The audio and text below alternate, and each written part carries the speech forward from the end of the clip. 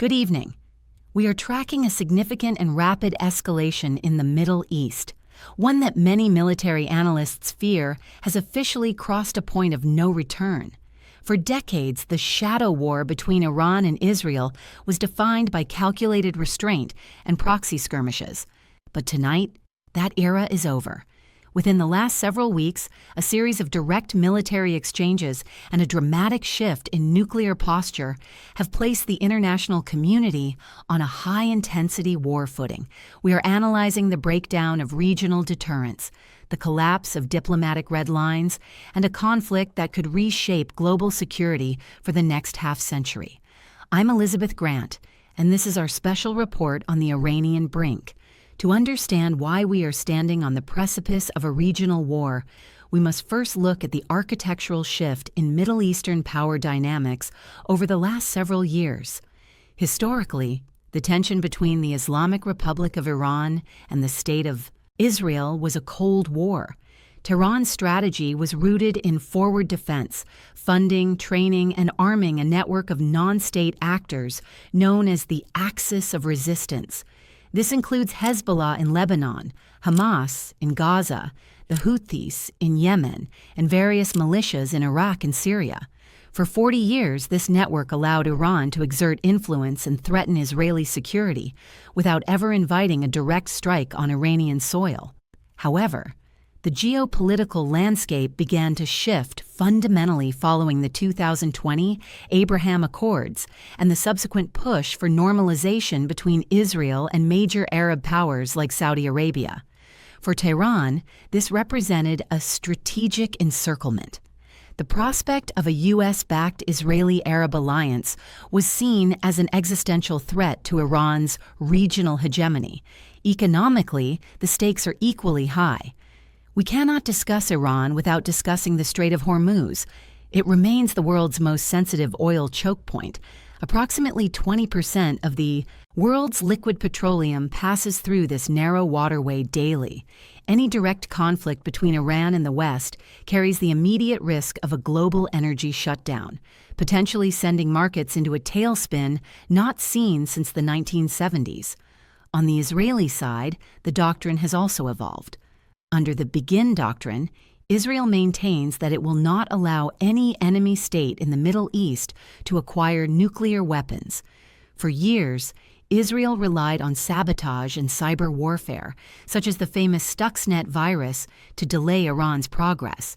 But as we enter 2026, the diplomatic avenues that once provided a buffer have largely disintegrated, leaving a vacuum where only military options remain. This brings us to the key alliances. Iran has leaned heavily into a burgeoning military partnership with Russia and China, while Israel remains anchored by its ironclad security relationship with the United States. The stage was set for a confrontation. All it needed was a catalyst. Here is where things stand right now. The timeline of the last few months shows a steady move toward overt warfare. Based on recent intelligence reports and confirmed military movements, the most critical development is the reported nuclear breakout. The International Atomic Energy Agency, or IAEA, has recently signaled that Iran's stockpile of 60% enriched uranium has reached a level where, if enriched further, it could fuel several nuclear warheads within a matter of days. This is no longer a theoretical threat. It is a technical reality. In response, we have seen a dramatic increase in kinetic activity. Throughout late 2025 and into this month, Israel has moved from targeting Iranian proxies to conducting high-precision strikes on Iranian military personnel and infrastructure inside Iranian borders. Specifically, the recent strike on an Iranian command center in Isfahan, followed by the retaliatory Iranian ballistic missile barrage targeting Israeli air bases, marks the first time both nations have engaged in sustained, direct combat from their own sovereign territories. We are also monitoring the maritime front. The Houthis in Yemen have expanded their target list. What began as an effort to block ships linked to Israel has evolved into a systematic campaign against Western naval assets. Despite Operation Prosperity Guardian, the U.S.-led maritime coalition, shipping rates have tripled, and several major insurance firms have stopped covering vessels transiting the Suez Canal. Just hours ago, the Iranian supreme leader issued a statement suggesting a change in Iran's official nuclear doctrine, hinting that if the country's existence is threatened, Tehran may finally pursue the weaponization of its program. This is a significant departure from previous religious fatwas against nuclear weapons. The United States, meanwhile, has surged 2 carrier strike groups to the eastern Mediterranean and the Gulf of Oman. The Pentagon describes this as a deterrence posture, but on the ground in the Middle East, it is being viewed as the final preparation for a potential multi-front engagement. Shifting into the analysis, we see that this is no longer just about local grievances. This is a high-stakes test of the global order. What makes this situation more complex is the Ukraine connection. Iran has become a primary supplier of loitering munitions, or suicide drones, to Russia. In exchange, Moscow is believed to be providing Iran with advanced Su-35 fighter jets and the S-400 air defense system. This makes a potential Israeli or American airstrike on Iran far more costly than it was just 2 years ago. Iran's defenses are now more sophisticated, and their deterrence is backed by Russian hardware. But the bigger question now is, what is Iran's endgame? For the regime in Tehran, the goal may not be a full-scale war, which they likely know they would lose conventionally. Instead, they are likely practicing escalation to de-escalate. By proving they can hit Israel directly and shut down global shipping, they are trying to force the West to accept Iran as a nuclear threshold state and a regional power. They are betting that the United States, especially during a period of domestic polarization, does not have the stomach for another forever war in the Middle East. For Israel, the motivation is different. The security establishment appears to have reached a consensus that the proxy war model has failed.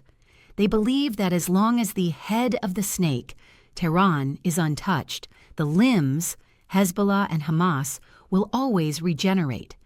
Israel's move toward direct confrontation is an attempt to force a decisive victory and dismantle Iran's nuclear infrastructure before it is protected by a nuclear deterrent. We must also consider the China factor. Beijing is currently Iran's largest oil buyer. While China publicly calls for restraint, they benefit from a United States that is bogged down. In the Middle East, every Tomahawk missile fired in the Red Sea and every carrier deployed to the Persian Gulf is one less asset available for the pivot to Asia. The geopolitical consequence of an Iran-Israel war is a massive strategic distraction for Washington, potentially opening a window for Chinese maneuvers in the South China Sea. As we look toward the immediate future, 3 scenarios are emerging. The first is controlled escalation, where both sides continue to trade blows but avoid hitting high-value targets like oil refineries or civilian centers. This would keep the world in a state of high economic anxiety but avoid a total collapse. The second, and more concerning, is the nuclear crossing. If Israeli intelligence concludes that Iran has begun the final enrichment process for a warhead, a massive preemptive strike is almost certain. This would likely trigger a full-scale response from Hezbollah, leading to a war that would engulf Lebanon, Syria, and northern Israel in a way we haven't seen in decades. Finally, there is the risk of miscalculation. In a theater where drones and missiles are flying daily, a single strike hitting a U.S. warship or a crowded civilian apartment block could trigger an automatic escalation that neither side can stop. The global implications are clear. We are looking at a potential $100 a barrel oil reality, a fractured maritime trade route, and a fundamental test of Western military power. The situation in the Middle East is no longer a regional dispute. It is the front line of a global shift in power. We will continue to monitor official statements from the Pentagon and Tehran as the situation develops. But one thing is certain. The map of the Middle East is being redrawn in real time, and the ink being used is increasingly volatile. For our entire team, I'm Elizabeth Grant. Thank you for joining us for this special analysis. We will keep you updated as more information becomes available. Good night.